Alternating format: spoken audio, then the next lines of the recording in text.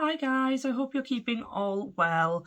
So it's been a long time since I posted a video, and of course I've recently put my blog back up. I've explained in my post why I removed it for just over a year or so, but having spoken about it with Kaylin and Maya, I have decided to put the blog back up. And of course my most recent post following my ASD diagnosis. So I wanted to do a video because quite a few of you have got in touch and wanted to know how I went about getting the diagnosis, how long the diagnosis took and stuff like that. So I thought I'll just do a video about my ASD journey on getting that diagnosis. I've written everything down, so if I'm looking to the side, I'm looking at my notes to make sure I get all my dates right. So to save it being a really long video, I'll just crack on.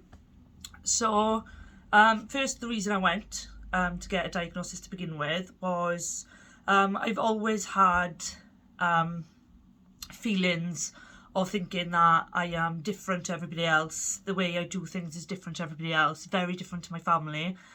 And when I went to university to study for the MSc in autism related conditions, quite a few people there red flagged me in saying I think you should go get an assessment because A, B and C.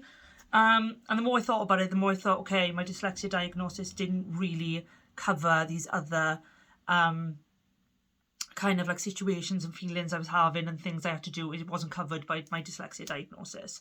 So I researched into it myself, started to see that I was ticking all the boxes that I felt was necessary for the ASD diagnosis, and went down the pathway to start getting on that journey. So it was actually in 2018, I went to see my GP and I requested I be put on the ASD pathway.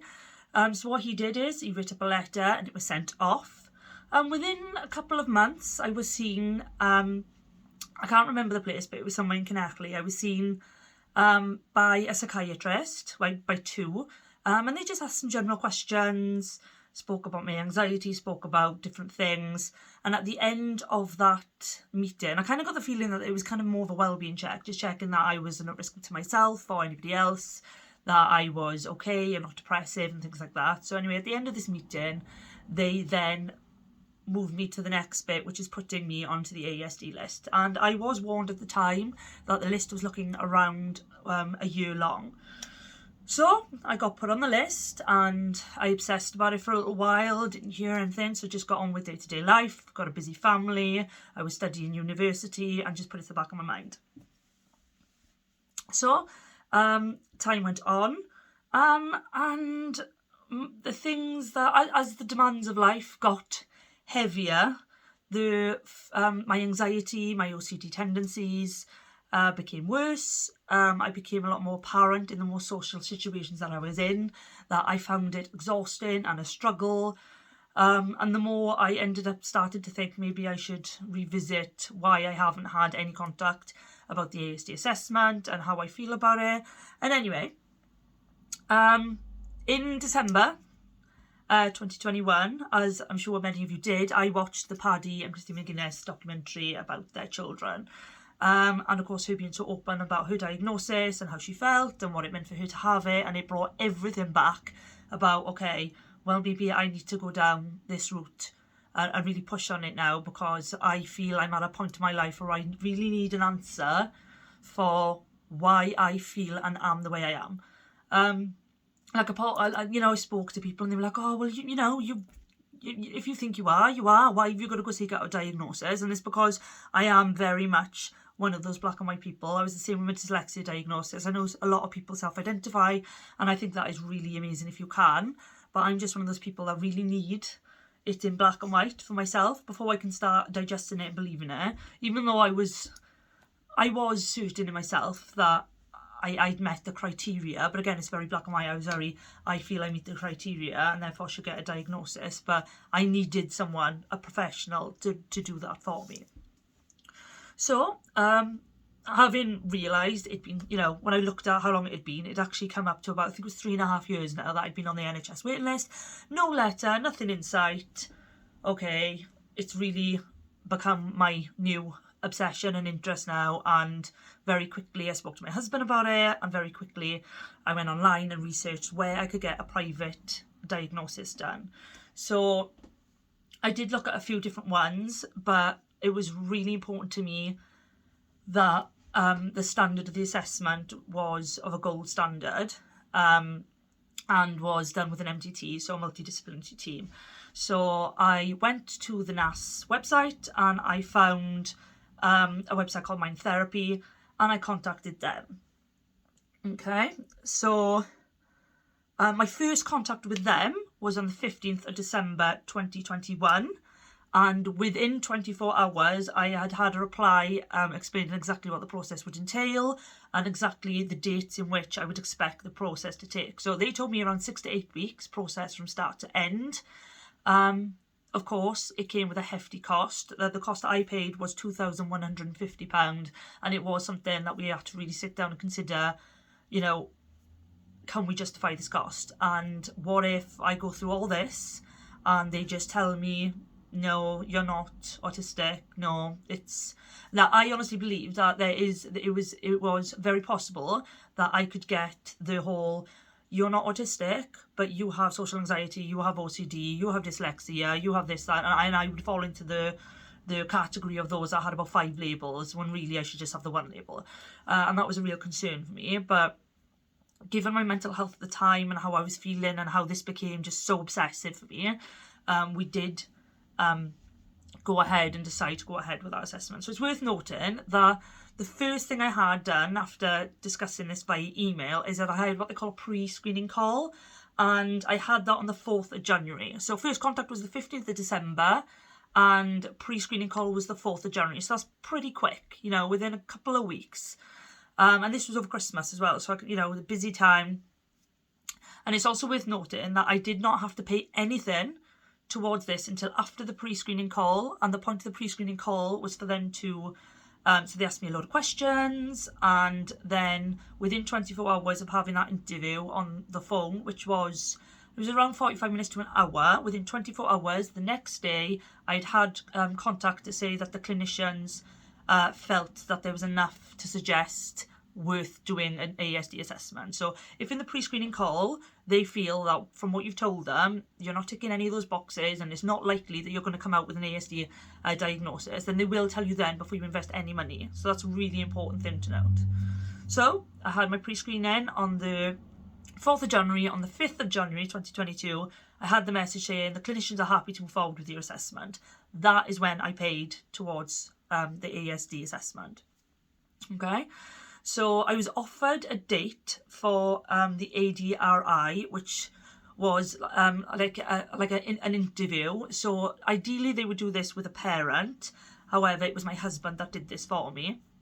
So it was around 2.5 hours long, and it was with a psychiatrist. And they asked a load of questions about everything. I think it was 91 questions or something along that amount, and it did take the 2.5 hours. He said it could take 2.5 to 3, and it was at least 2.5 hours. My husband did that call on the 31st of January. So he had that call. We were offered a different date, but unfortunately we were unable to do that date, so that's why it was the 31st of January. I then was offered a date for my ADOS, which was on the 28th of January, but could not do that because of commitments that I had with other things, so I actually had it on the 5th of January.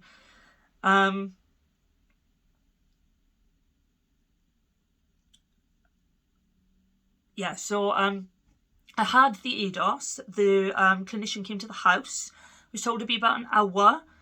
It was around an hour and 20 minutes, and anyone who knows anything about the ADOS, it was a series of tests and questions and interactions, and based on that they then formulate a score, and you know that then gets inputted into the MDT discussion when they meet.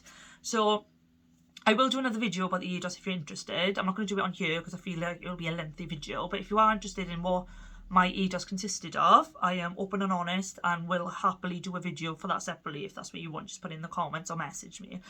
So yeah, 5th of February I had the ADOS. So that was within the same week of my husband having the ADIR. And then the MDT met on the 24th of February.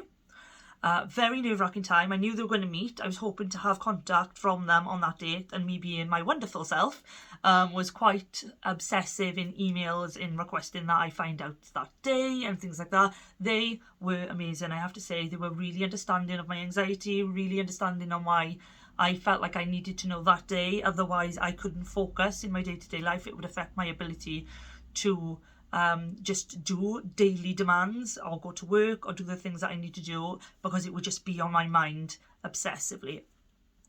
I waited that day. They had their meeting and I had the email that they felt they needed to dig a little deeper and have a phone call with my mother. Now, my mother had already filled in an EDQ, so like an early development questionnaire, things about my developmental milestones and things like that, and she had filled that out to the best of her ability and handed that in. And it's also worth noting that prior to my assessments, I also filled in some like questionnaires and assessments that they send you via email. So I had 2 of them that I filled out and were sent back, and they had this meeting and decided they want to talk to my mother about my social interactions and RRBs, so restrictive and repetitive behaviours, between the ages of 4 and 6, which is very specific and very stressful, because this was, I'm 32 years of age, and to go back and think all that time ago, between the ages of 4 and 6, and being a female as well, about what those type of repetitive behaviours and social interactions would look like back when autism wasn't even really spoken about or even a thing, like in the sense of being widely known as it is today, back then, was a big stress on me, and a big pressure, I would think, on my mum. But my mum did agree to do that call, and she spoke with them on the 7th of March. That was about an hour long and just went through all my development and any concerns and things like that. The MDT, they then got back together.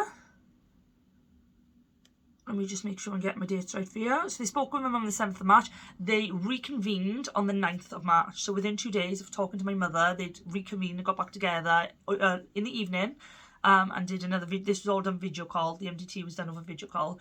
And looking at the new information that they had and what they'd already discussed in the original MDT, came to a conclusion. So on the 14th of March, after a 3-month process, 3 months, which is amazing when you think I was on the NHS waiting list for 3.5 years, I received my official diagnosis via a massive report. And I have to say, it was a massive relief and an emotional time. I felt like I could breathe for the first time in a long time. I felt like kind of similar to how I felt when I had my dyslexia diagnosis, but a lot more intense, because it just felt like it gave me an explanation for my entire life. It made me understand myself better, and it's made me be kinder to myself and recognize the things I find perhaps more difficult than other people. I am very good at giving myself a real hard time and comparing myself to other people all the time, and it's exhausting and it burns me out, and it's sad that I had to have this in black and white for me to evaluate myself and go, okay, you find this and this hard, and that's okay because you have ASD. And it is sad that I couldn't just do it because, okay, I find this hard, so I should be easier on myself and I should find solutions to make my life easier. I was very much, I find it hard and I shouldn't find it hard because nobody else is finding this hard, so I should just do it, suck it up, get on with it. And I would make myself do that until total burnout. And I can also do another video on what burnout looks for me, but to summarise it into one word, zombie. That is what I am when I reach my burnout, and that is what I was getting to fairly frequently. And having an official answer, an explanation as to why everything is so hard for me, just makes me feel like I have the justification to be kinder, which is sad, but is me. So it is what it is. Also, something to note on the side, which is very interesting, the day I got my ADOS appointment via email, I actually received my NHS letter basically saying, oh, we are getting in touch with you to start the ASD assessment. This was typical that I would get it after all this time, but it obviously put me into a bit of a frenzy. I can't say I was torn on, do I go down the free route or do I go down the private route, because I'd already done the pre-screening call when I had this. I had not financially invested anything in my private diagnosis yet, and I could have chosen the NHS route. But having done my pre-screening call and had my emails with Mind Therapies, I felt secure and safe in what I was getting for my money, and I knew it was gold standard. So I had 3 clinicians in my MDT. I had a face-to-face interview. My husband had an interview. My mother had an interview. I did multiple assessments, and I was able to submit multiple pieces of evidence. And me being me, I think I put in like a 14-page statement of evidence, of statements from 7 different friends and family, that I basically said to them, please write a description on your observations of me in your own words. Well, without my input, I'm not touching any of it. And I had that from 7 different people, plus everything that I had personally put into the statement, all categorised into the core elements of autism. So it was a hefty report that I handed in myself, and it was all looked at and taken into consideration. I had concerns about the NHS because with the virus, they have a lot of backlog, and I have read multiple stories of people receiving assessments over Zoom calls and slipping through the net and not receiving the proper gold standard diagnosis to which people deserve, especially after waiting for as long as they did. And I did not want to put myself through that, so I did choose to go down the private route and pay, that couple of £1,000 that I did pay. And yes, it's worth it. Would I say it's worth it if I didn't get my diagnosis? I can't say.